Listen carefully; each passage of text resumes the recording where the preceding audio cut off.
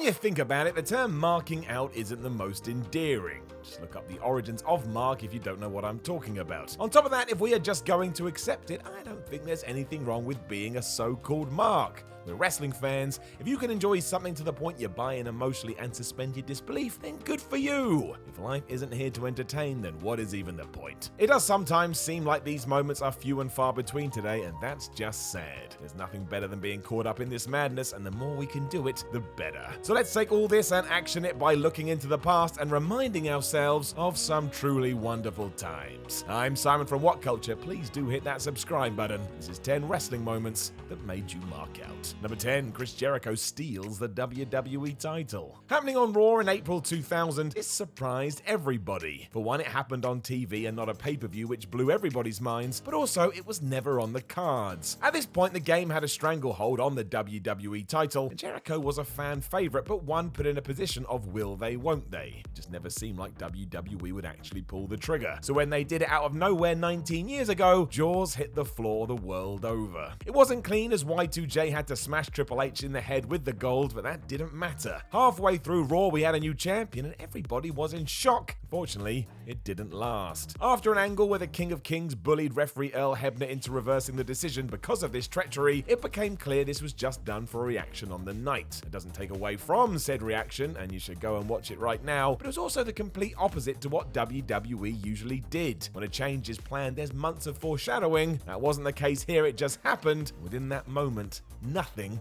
was better. Number 9, Austin saves Team WWF. This is one of my favorite moments of all time, genuinely. I still go on YouTube to watch the reaction Stone Cold got as he returned from the dark side to save Team WWF from the Alliance. It's as wonderful today as it was then. Everything we loved about Steve Austin wrapped up into one ring walk. You just can't replicate this nonsense. Happening on the 16th of July 2001, it was doubly well received because it seemed like the powers that be had realized the Austin heel turn at WrestleMania was a huge mistake and we should just go back to the way things were meant to be. Turned out this wasn't the case, but on this night no one knew that, and there's a huge reason why it's so beloved. It had built over a few weeks too, with Vince McMahon begging for the old Stone Cold to help him out, and the moment the camera cut to the back to show the Rattlesnake taking out members of the WCW roster, the live crowd knew what was coming. As soon as that glass broke, they erupted. It is great. He proved to be the difference maker as he also laid waste to everybody in the ring, and really, it would never be this good again. Less than 2 years later, Austin walked off into the sunset,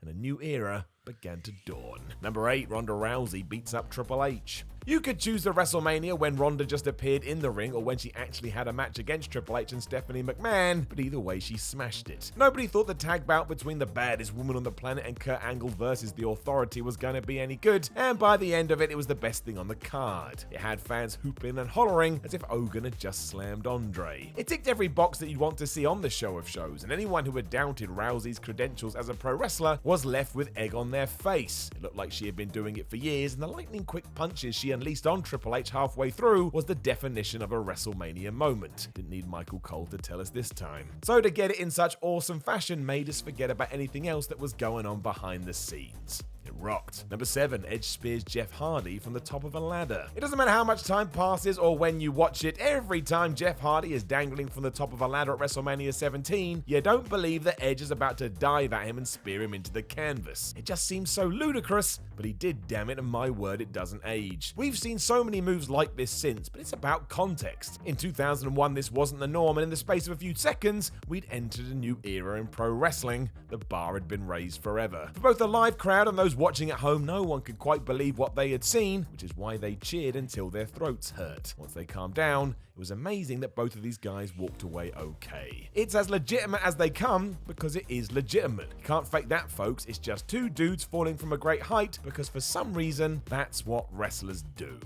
They are all mad. Number 6, Daniel Bryan wins the big one. A shoe-in for any list like this, Daniel Bryan winning the undisputed world title at WrestleMania 30 was doubly good because it was never meant to happen.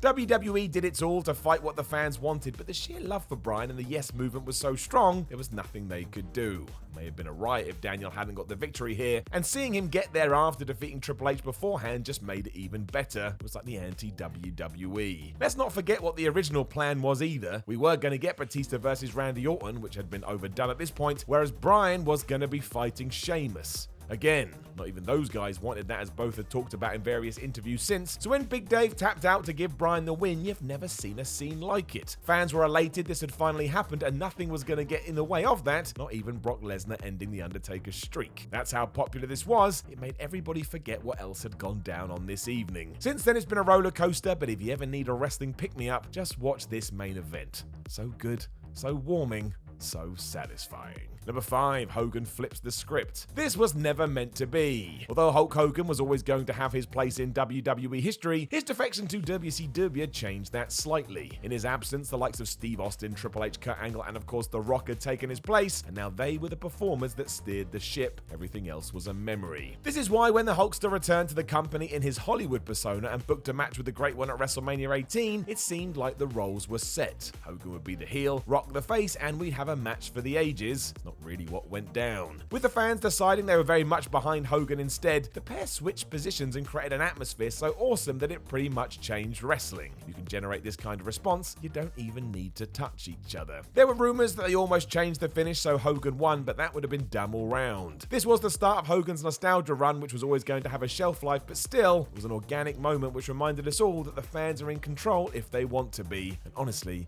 this will never, never, never get old. One of the best damn matches ever. Number 4, Jon Moxley arrives in AEW. Given that nothing stays a secret anymore and that companies are often pitched as bigger than wrestlers, Jon Moxley rewrote all of that, and I loved it. Despite fans asking for it and seeming like it would have worked perfectly, Dean Ambrose's heel turn in WWE didn't work out at all. It was poorly handled, the story sucked, and it ran out of steam before it had even begun. It was the end of his run under Vince McMahon as he asked to be released, and almost instantly fantasy booking took over, which suggested he had to head to AEW. While Moxley did this and debuted on their debut pay-per-view, surely no one expected the reaction he would receive. As the crowd roared its approval, he got rid of Chris Jericho and Kenny Omega to underline he didn't care, and as All Out went off air, Moxley was cheered like he was the savior of wrestling. It was otherworldly. It cemented the character as a must-watch no matter what was next, and really, one of the best moments in the last few years. Just go and look at that crowd.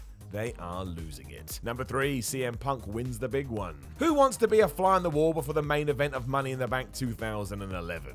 I would. The story goes that Vince McMahon and CM Punk signed a new contract that day and then went and shook up the whole company. It was the perfect story between owner and disgruntled employee who had a point, and if you wanted to believe it was real, you could. I'm pretty sure a lot of what Punk said was straight from the heart. That was the genius too. Because CM was echoing what the fans were thinking, he became our hero. Didn't matter how loud we were because the company could ignore us, but having someone tell the boss right to his face was awesome. It's why when Punk beat Cena and ran away with the world title, we all smiled for the rest of the week. This was everything we wanted from wrestling. It was even better because it came at a time where the audience had decided they weren't going to get what they wanted, which would also go for Batista a few years later too. So when they did, just even more incredible. Forget what happened next because that's not good. Just focus on that night in June when you couldn't stop talking about WWE because it felt like the script had finally been changed. Hell, it felt like the script had been thrown out the window. It hadn't. At least we got our 5 minutes. Number 2, the streak. We've already mentioned this earlier, but it cannot be overstated. When Brock Lesnar F5'd The Undertaker for the 3rd time and pinned him at WrestleMania 30, nobody or their dog could believe it. Literally. Rather than make noise or boo, the fans in attendance that night just sat there in silence because it seemed so unreal. Think of that. No two ways about it. That is marking out at the highest level. Why was that? Simple, the streak meant something. The Phenom had gone through 21 Manias without taking a loss, and you can't buy that investment. It takes patience, time, and years of educating people that Taker doesn't lose at the biggest show there is. It was such a perplexing situation that many thought it was an error until the big screen read 21-1 and the truth of the matter set in. You can hear audible gasps during that too, which is just more evidence how hard this hit home. Felt like we had all lost something. Maybe we had. Number 1, Kenny Omega collapses. This was just everything great about pro wrestling. Much like a top-class TV drama, you had to have seen previous entries to truly get this, but Kenny Omega and Okada managed to get a crowd to react to somebody falling over. That doesn't just happen, it takes some serious work. Tying into his exhausted state, it came at a point when Okada was looking to finish the match with his Rainmaker. He didn't miss because his foe got out the way though, he missed because Kenny was so tired he collapsed. How good is that? So simple, you can understand understand it, it's relatable, you don't always need to overcomplicate things. The reason for the shock was because it made you think that maybe Omega was in serious trouble, be that for real or in the story. Doesn't matter when you're this invested. It also felt like something new, even though it had been done years before, but who cares? Execution is everything, and this was top draw. It took all the little things that drew you into pro wrestling years ago, and it did that because somebody fell down.